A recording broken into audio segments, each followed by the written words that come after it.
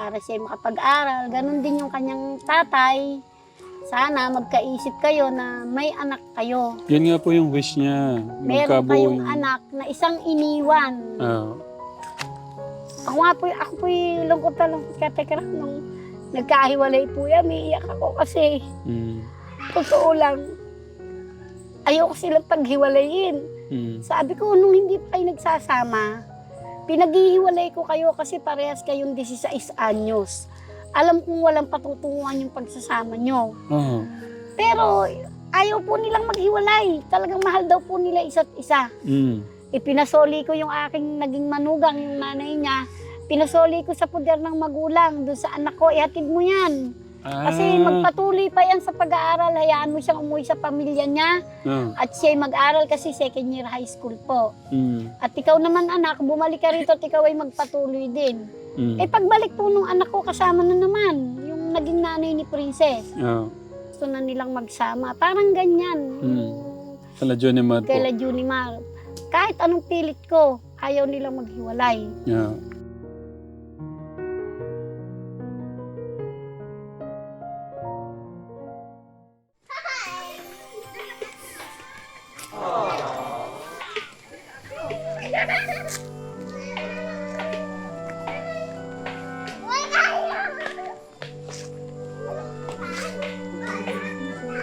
Magandang hapon po. Hello po.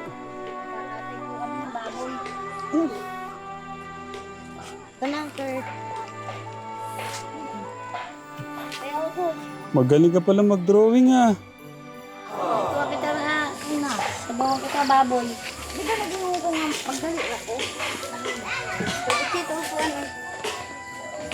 Si Ate Princess nating katekram. Anong tawag dyan, Ate Princess? Drawing. Ano yung pagdayan? Saan na nagbinhin, tinanim ganyan yan? Okay lang makaapak sa ano mo, ate? Okay. Ano pa yung mga iba mong drawing?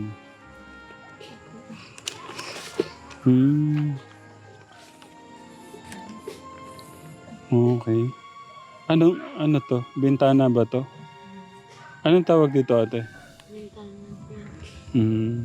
Wait lang, Ate Princess. Tignan ko lang tong ginagawa ni Lola. Sarap po yun pagka binalang lang sa tiyo. Ubi po, ubi. Ube. Magbubulang lang po. Asawagan po ng inihaw na tiyo. Tapuulan. Layo sa pelingke. Pero healthy yan, Nay. Opo. Kasi bulang lang, walang mantika. Mas... Isasaw ko lamang ay tiyo. Inihaw. Naku, kung ako yung tatanungin nyo, mas gusto ko yung ganyan, Lola. Saka po susukaan ko po ng dahon ng alibangbang. Alibambang. Ano po ba yung alibambang? Ayan po, yung mga puno pong yan. Yan. Okay. Yung kinakagat yun isang araw.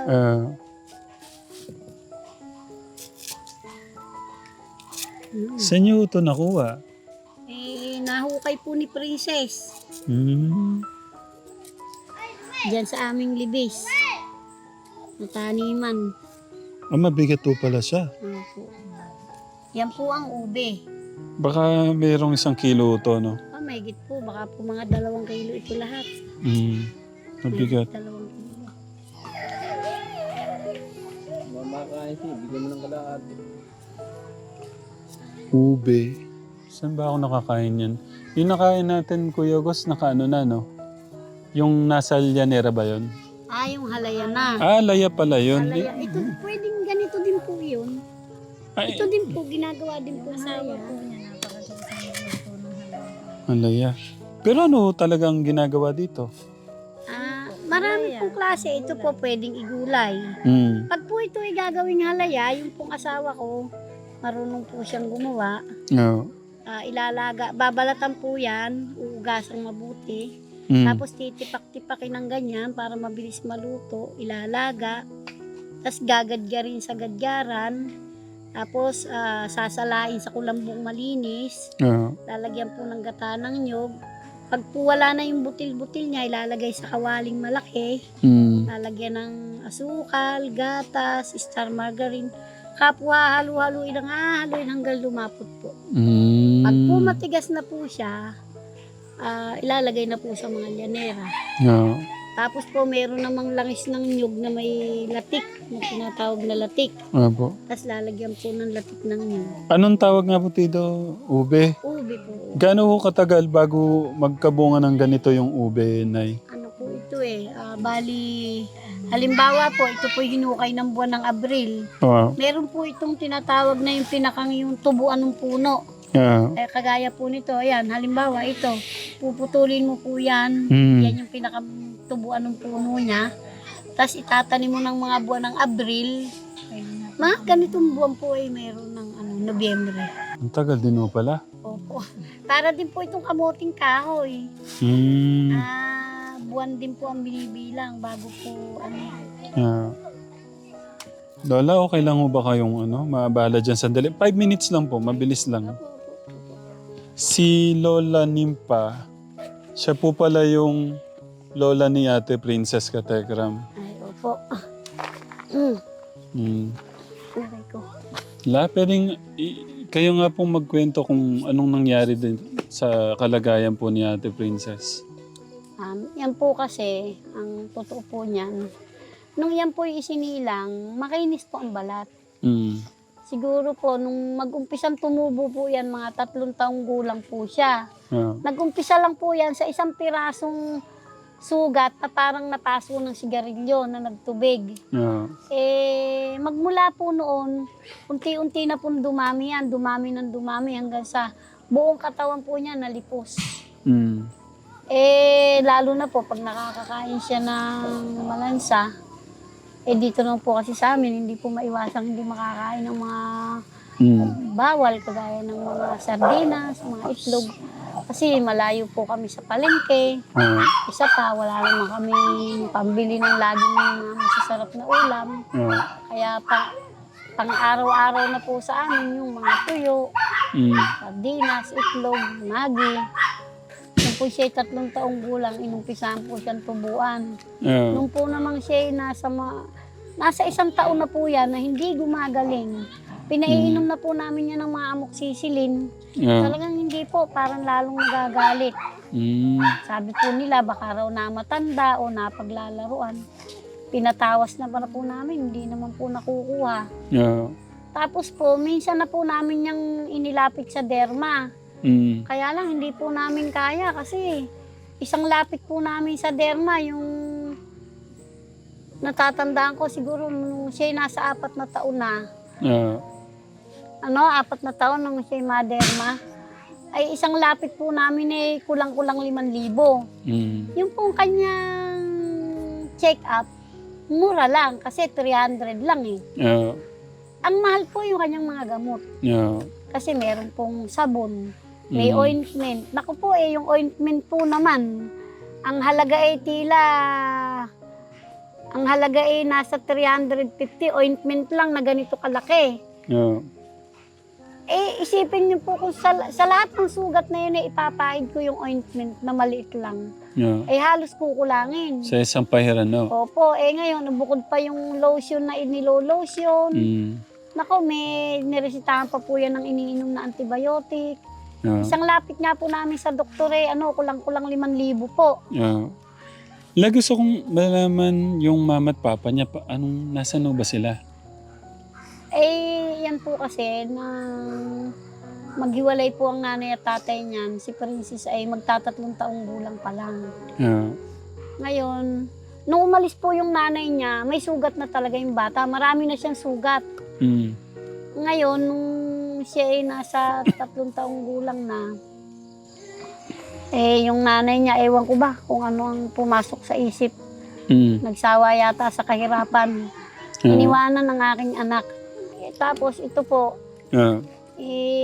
nung po merong alis niya, isinama niya ito. Kaya lang, nung makalipas ang 1 buwan, nabalitaan ko yung manugang ko, umalis na, nagtrabaho na raw sa Maynila. Mm. Eh sabi ko, nakibalita ako, paano kaya yung apo ko, isinama kaya ka ako? Mm. Eh sabi, hindi raw, may nakapagsabi sa akin, hindi raw naman, iniwan lang daw. Yeah. Ang ginawa ko po, sinundan ko po itong aking apo sa Karahume. Kasi kahit po ganyan yan, mahal na mahal ko po kasi yan dahil yan ay nang ipanganak yan sa poder ko. Yeah. Ako po ang kasama ng nanay niya, ng iyan ay mga anak. At saka ng aking anak. Kumbaga, lumaki po siya sa poder ko ng halos 3 taong pagsasama nila, lumaki ang anak ko, aking apo. Parang napamahal din sa akin yung aking apo. Kaya nung umalis yung manugang ko, nabalitaan ko na masukan na raw sa Maynila, sinundan ko po yung apo ko. Inabutan ko po doon sa poder ng kabalai ko. Ayaw nga pong ibigay sa akin. Sabi ko, Balai, ang anak mo naman ang anak mo naman ang unang umalis sa poder namin. Hayaan mo nang ang bata ay maiwan sa poder ng ama. Yeah. Alam ko na ang bata ay dahil bata pa, yan dapat nasa poder ng nanay. Pero dahil wala naman yung nanay, hayaan mo nang ang ama ang mag-alaga. Gagabayan ko na lang. Binigay naman po nila si Princess sa akin. Kaya ayan, sa akin na po siya nag-aral. Ako na po ang nagpaaral sa kanya. Mahal ko talaga Kahit yan ganyan, medyo makulit. Yeah. Makulit yan Kumusta ho ba siya bilang apo niyo? Ay, mabait po yan. Maalalahanin po yan sa akin. Nung po ako'y nagkasakit nung 2017 hanggang 2020, yan po ang katuwang ni Sarah May na nag-aalaga sa akin. Nung ako'y may sakit, na-bedridden po ako, yung ang tawag doon atay, bedridden. Ang edad niya na siguro yung mga 7 taon na, hanggang 8. Pinag-ahain ako niyan, mabait po ako yan. Hindi, nalungkot lang po ako. Nakita ko yung mga sugat po niya nung isang araw. Bago po kami umuwi, ano po sila, may mga dugo-dugo. Opo, Kaya sabi ko, pagbalik ko, mapacheck up ka. Dati po, kung makita niyo po ito nung mga edad, mga 5, 6 na taon, 4, nakita mo yan, ang lalaki po ng sugat niyan. Nagkasugat yan, halos ganto kalalaki. Nakita ko na rin siya nung nakausap ko po sila, ate. Bait po yan, kahit po yan napapagalitan ko. Anong sabi mo nun, ate? Ano yung message mo nung kay Lola? Mahal na mahal ko po siya. Kasi siya na po yung tumayo kong ikalawang nanay. Sarap pong pakinggan, no? Mahal po ako mga aking apo. At mahal na mahal ko rin naman siya. Kahit nagkaganyan yung buhay niya, na lumaki siyang wala sa poder ng nanay at tatay niya. Yeah. Ako naman, habang nabubuhay, ang kaya ko lang ipangako sa kanya, hindi ko siya pababayaan. Ano yung naramdaman mo sa sabi ni Lola? Masaya po. Kahit Ang sarap sa pakiramdam no? Na meron kang Lola na minamahal ka, no? Okay. Kahit ganyan yan mahal na mahal ko yan. Gusto ko malaman lang yung pag-aaral niya. Kumusta po yung pag-aaral niya? Dito po siya nag-aaral sa Punduan. Kasi ang totoo, hindi ko naman po siya kayang pag-aralin sa public school. Ayan po, kung halimbawa makita kami ng nanay niya, napanood niya kami, ang totoo talagang hindi ko po siya kayang pag-aralin sa labas. Kasi po sa labas, napakaraming mga hinihinging requirements. Gaya po ng laging complete uniform, laging sapatos, laging kumpleto sa mga pambili ng project. Kami po sa ngayon, wala naman po kami hanap buhay kung hindi nagtitinda lang kaming maglola ng mga turon, banana chips, banana Q, palamig. Dito po sa Punduan kasi, sa eskwela ng mga katutubong dumagat, sa ngayon po wala pa naman pong hinihingi sa amin na kailangan kumpletong uniforme, lagi kang magsapatos. Dito po kahit po ordinaryong damit lamang, pwede silang mag-aral. Yan po. Ano po yung gusto niyong sabihin sa nanay po niya? Mapapanood po niya to. Ako po, ang gusto kong maiparating sa nanay ay sana kung asang ka man naroon, kasi po ang ano po namin ay nasa abroad na yan. Sana kasama mo sa pagsisikap mo lagi, huwag mong ipopwera ang anak mo kasi ako, nagkakaedad na, tumatanda na ako. Siyempre, hindi naman lagi-lagi ang anak mo ay maaalagaan ko habang panahon. Sana, isang araw mag-isip ka na umuwi ka na at parang anak mo ay maalagaan mo at makasama mo. Kasi ilang taon na rin sa poder ko si Princess, 8 taon na ako ang nakasama niya. Pero hindi ko naman ipinagraramot na siya kasi may magulang, may nanay at tatay, na sana hindi man kayo muling magkabalikan ng anak ko, sana yung anak niyo man lang ay makita ko na maging okay, makasama niya kayo. Bago ako mawala sa mundong ito, sana makita ko, mabuo man lang kayo, hindi man yung pagiging broken family ninyo. Si Princess man lang, gusto kong makita na kasama yung nanay niya, na nag-aalaga sa kanya, magsisikap para siya makapag-aral. Ganon din yung kanyang tatay. Sana magkaisip kayo na may anak kayo. Yan nga po yung wish niya. Meron kayong anak na isang iniwan. Ako po yung lungkot na lungkot katekra nung nagkahiwalay po yan. May iyak ako kasi totoo lang, ayoko silang paghiwalayin. Sabi ko, nung hindi pa kayo nagsasama, pinaghihiwalay ko kayo kasi parehas kayong 16 anyos. Alam kong walang patutunguhan yung pagsasama nyo. Pero ayaw po nilang maghiwalay. Talagang mahal daw po nila isa't isa. Ipinasoli ko yung aking naging manugang, yung nanay niya. Pinasoli ko sa poder ng magulang. Doon sa anak ko, ihatid mo yan. Kasi magpatuloy pa yan sa pag-aaral. Hayaan mo siyang umuwi sa pamilya niya. At siya'y mag-aral kasi second year high school po. At ikaw naman anak, bumalik ka rito at ikaw ay magpatuloy din. Pagbalik po nung anak ko, kasama na naman yung naging nanay ni Princess. Ngayon, nung tinanong ko po sila, ano ba talaga pasyan nyo? Kayo ba'y magsasama ba o ano?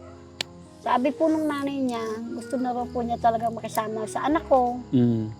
Kay Paeng, talagang desidido na raw po siya. Dun po, halos wala po akong nagawa kasi siya na halos yung umuwi sa poder namin.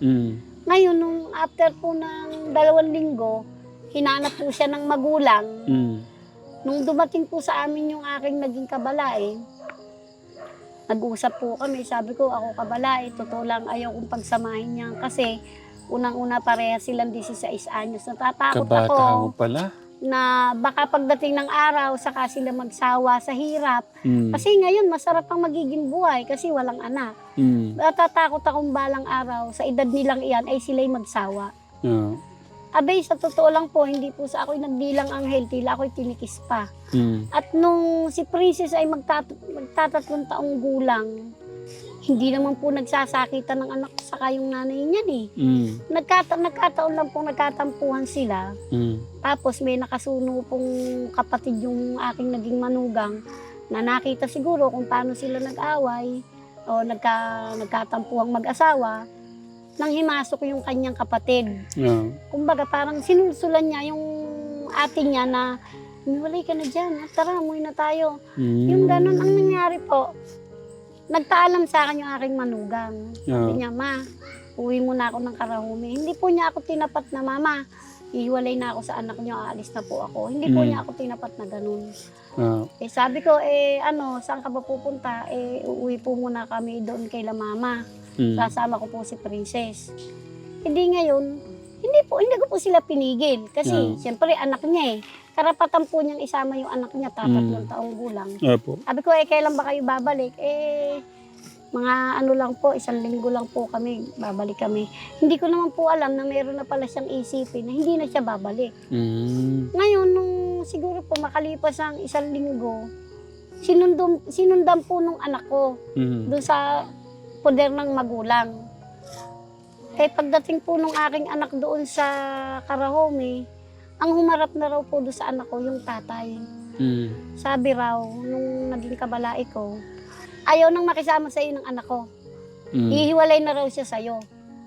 Eh sabi raw po ng anak ko, kahit anong paliwanag ang gawin niya, hindi na raw po nakinig yung biyanan. Eh pati daw po yung anak, hindi na ipinakita sa kanya. Eh ngayon, nung umuwi po sa akin yung aking anak, umiiyak. Pati daw yung anak niya, hindi na ipinakita sa kanya. Eh sabi ko naman po, hayaan mo muna sila. Baka nagkatampuhan kayo, baka nagpapalipas lang na sama ng loob. Babalik din yun. Eh ngayon, nung makalipas na po yung isang buwan, nabalitaan namin, yung manugang ko wala na, umalis na, namasukan na raw po sa Maynila. Ipinasok daw po ng tiyahin sa Makati ng mag-aalaga ng bata. Eh ngayon, sabi ko po, asan kaya yung anak iniwanan?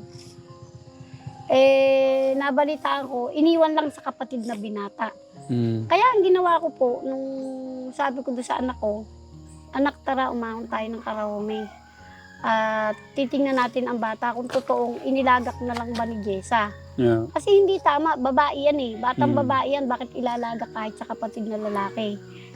Yung kapatid na lalaki, siyempre, binata yun. Sabihin natin, baka may barkada, inom-inom, baka ang bata'y mapahamak. Umakyat po kami ng Karaome. Yun nga po, inabot ko ang bata.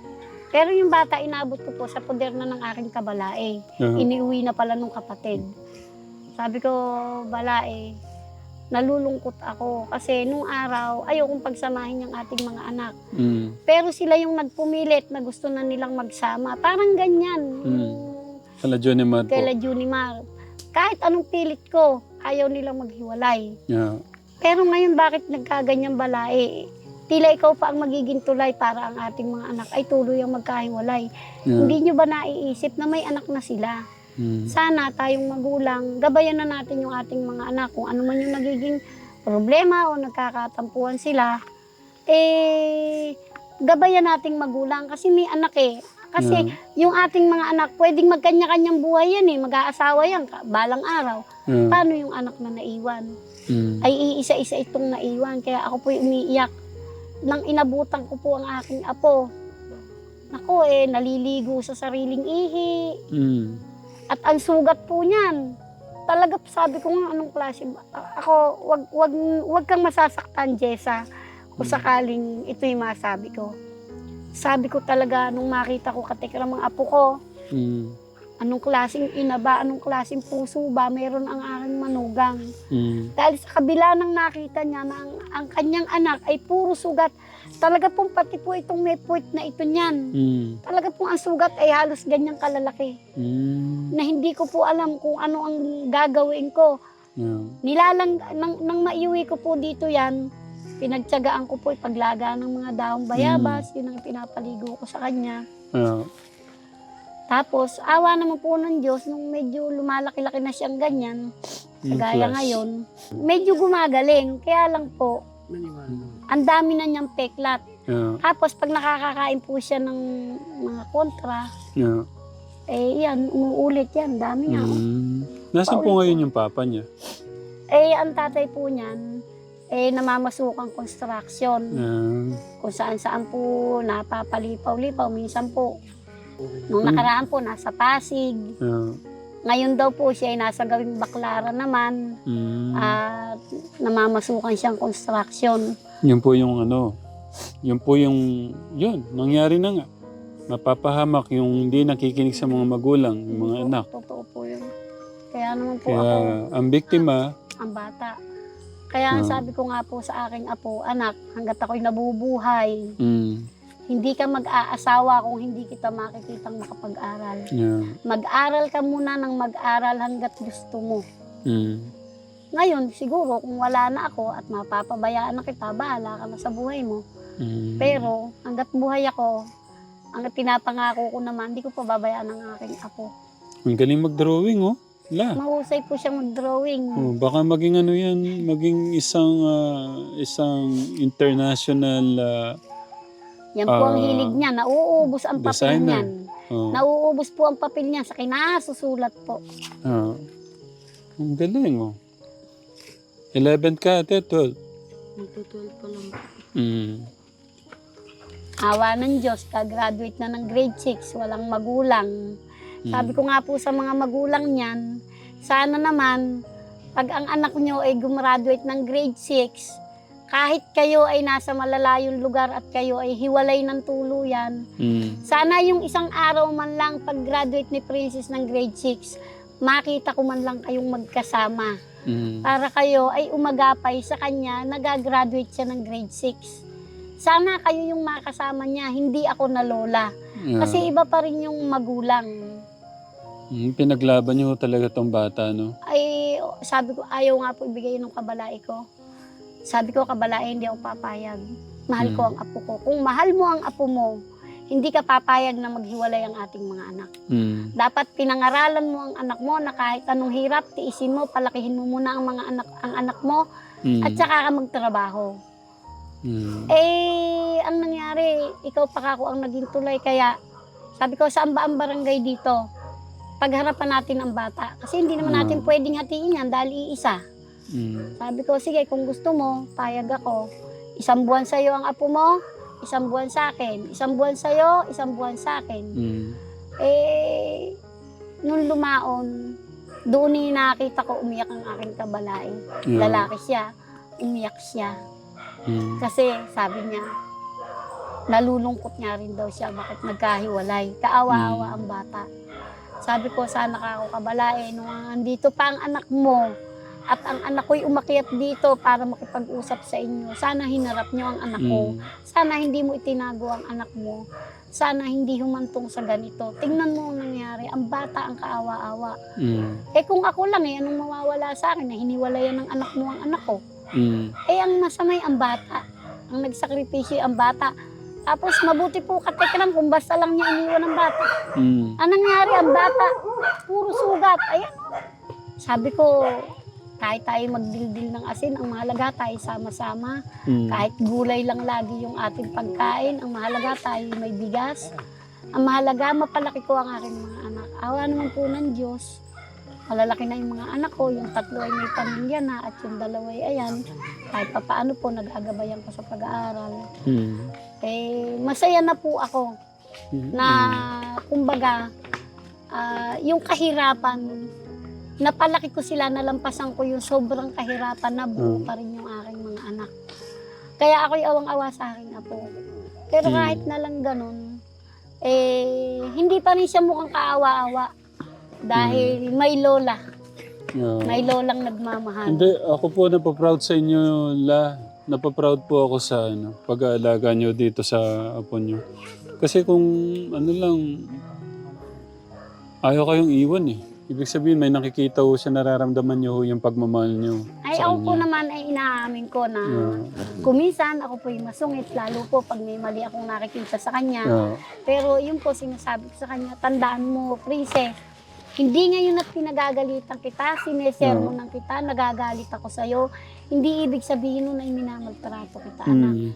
Gusto ko lang ituwid yung mga nakikita kong mali sa ginagawa mo kasi balang araw, hihiwalay ka sa akin. Gusto ko matutukan tumayo sa sarili mong paa at manindigan ka. Kahit wala kang magulang, ang mahalaga ay kaya mong tumayo sa sarili mong paa balang araw. Gusto kong gusto kong samahan niyo siya muna na ipa-check up yung yun po yung yung hiling ko sa inyo. Masamahan niyo siyang ipa-check up ulit. Baka po magamot po yung mga niya. Ano po kaya ang gagawin ko, katekram?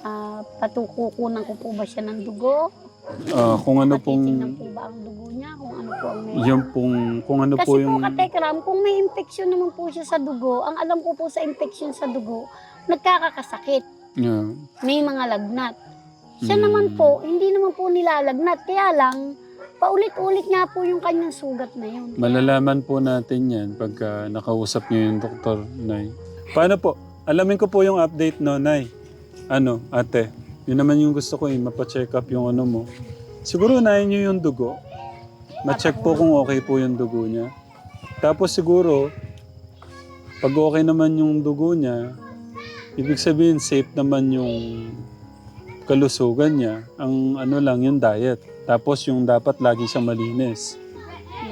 Kaya yan po, maligo yan ay gabi, Oo. hapon. Mga alas 5, pag naglinis yan, maliligo na. Siguro kung mananatili namang lagi siyang wag mo nang pinapawisan o laging malinis, baka maano naman. Ay, yun nga po ang ano ng doktor. Dapat siya daw po maselang ang balat. Bawal daw po siyang makagat ng langgam. Eh sa itsura po ba ng pagkakatira namin ito, masasabi kong bawal siyang kagatin ng lamok. Eh, Malamok po, no? Bawal daw po ang lamok dyan, bawal daw po kagatin ng mga langgam. Yeah. Kasi once daw po na siya kinagat, Yeah. yung po'y magbubutlig na, lilikanan ng mga butlig, lilikanan ng sugat. Yeah. Paano po, Nay? Gabi na po eh. Sige po, Bukas po alamin ko po kung ano po yung ano, no, result nung ano niya. No, Ate Princess. Pakita mo yung ganun mo sa'yo. Nay, kunin ko lang to. No?